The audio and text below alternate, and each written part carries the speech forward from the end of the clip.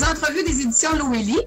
Aujourd'hui, avec ma collègue Chloé Girard, nous allons poser des questions à M. Pierre-Arthur Morin, auteur de La Potion enchantée.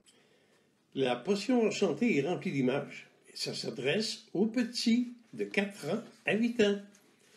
Et avec le caricaturiste Métivier, dessinateur professionnel, on a créé ensemble les personnages de l'album. Le personnage principal, Marie-Marguerite, petite fille de 7 ans, espiègle, le harpon des neiges, la maman amérindienne, ses 2 petits-enfants, et aussi de l'action avec les 2 méchants loups. Bonjour, M. Morin. Bonjour. Comment allez-vous aujourd'hui? Très, très bien.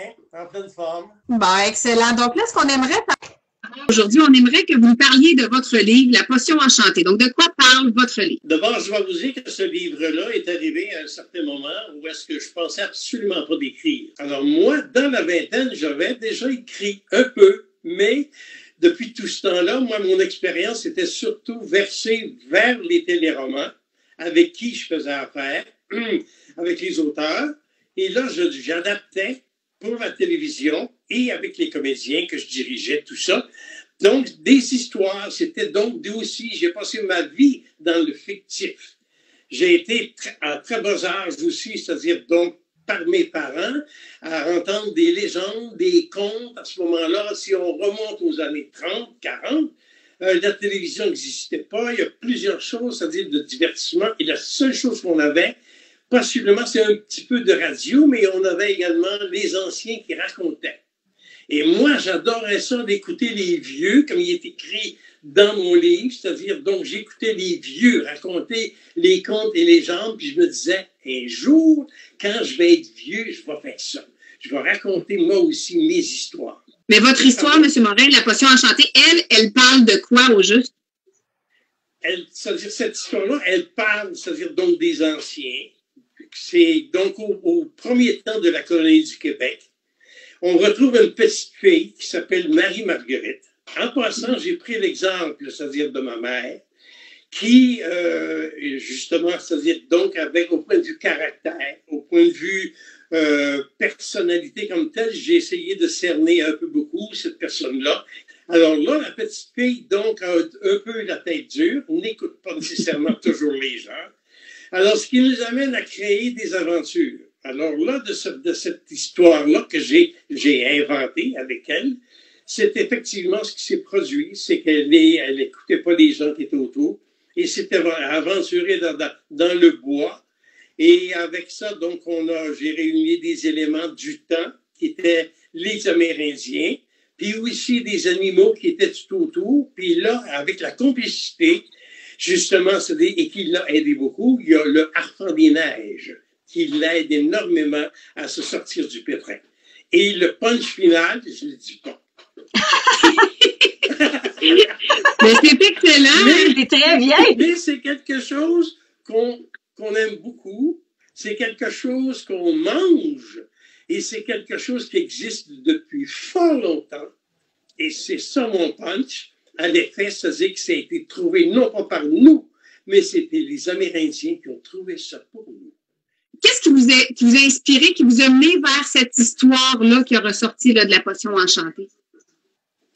Ce qui m'a mené vers ça, c'est simplement le fait, c'est-à-dire donc d'avoir travaillé énormément avec des auteurs, d'avoir été aussi, d'avoir décroché de certains secrets de la part de ces auteurs-là, la façon qu'ils écrivaient, parce qu'il faut vous mettre en tête, c'est-à-dire qu'un auteur va écrire, et c'est vraiment extraordinaire jusqu'où il peut aller puiser ses sources pour essayer de développer des idées, pour les rendre logiques, pour pouvoir faire jouer des personnages. C'est incroyable jusqu'à quel point, c'est-à-dire que c'est exemplaire ce que ces gens-là ont fait. Et là, je me disais, où est-ce que je vais aller chercher ma source? Qu'est-ce que c'est que j'aime le plus? Et intérieurement, moi, ce que j'aime beaucoup, et j'ai toujours fait ça auprès des gens, et c'est comme ça, c'est-à-dire que cette curiosité-là qui m'a apporté, étant très jeune, pour inventer des choses, j'ai toujours été dans ce domaine-là. Moi, donnez-moi pas un marteau puis un tournevis, je sais pas quoi faire avec ça. Mais avec des choses, c'est-à-dire simplement un crayon ou encore des choses qui sont faciles, côté pour les arts, ça, là, Écoute, c'est comme si j'étais tombé dans la potion magique dès mon jeune âge en ce qui concerne mes arts. J'ai toujours aimé ça. Je suis plongé et dit, qu'est-ce que j'aime le plus? J'aime le plus de faire découvrir des choses. Je suis parti donc de cette idée de la découverte de mon punch, comme j'ai mentionné tantôt. Je suis parti de ça et j'ai créé cette histoire-là autour de ça, me servant de ma mère, qui est une petite fille de 7 ans, qui n'écoute pas, qui a la tête dure, mais qui c'est sûr et certain qu'elle va nous emmener dans un chemin incroyable, une aventure, et c'est ça que je me suis servi. Ben, c'est excellent, ça, M. Morin. On se demandait aussi, c'est quand le meilleur moment pour vous pour écrire? Est-ce que vous écrivez à tous les jours? Est-ce que vous écrivez juste quand l'inspiration vient, une fois par semaine, une fois par mois? Moi, c'est vraiment c'est surtout très, très tôt le matin. Très tôt le matin, comme j'ai passé ma vie, il existe un moment magique en ce qui me concerne moi, au moment où je m'éveille le matin. Je ne suis pas encore levé, je n'ai pas ouvert les yeux, et déjà, mes projets commencent à naître à ce moment-là. Et c'est à partir de ces moments-là, souvent, là, que je vais me lever et commencer à écrire. Très tôt le matin. Bon, et là, maintenant, la prochaine question. On voudrait savoir comment vous avez connu les éditions Loélie. Alors, ce qui s'est produit à un certain moment, c'est que j'ai eu une exposition ici, à Saint-Jérôme. Et cette année-là, il y a eu avec nous différents auteurs. Et donc, il y a des maisons d'édition qui étaient là, dont Tricia, vous-même. Et là, à partir de ce moment-là, Tricia et moi, on s'est mis à parler, à jaser avec donc les différents projets qu'on avait, les choses. Et je lui ai fait part, c'est-à-dire de mon écriture qui était quand même assez récente. Et c'était donc cette rencontre-là qui a fait que ça a comme lié de certaines idées ensemble. Et on s'est aperçu qu'on était pas mal sur le même pied, Tricia et moi.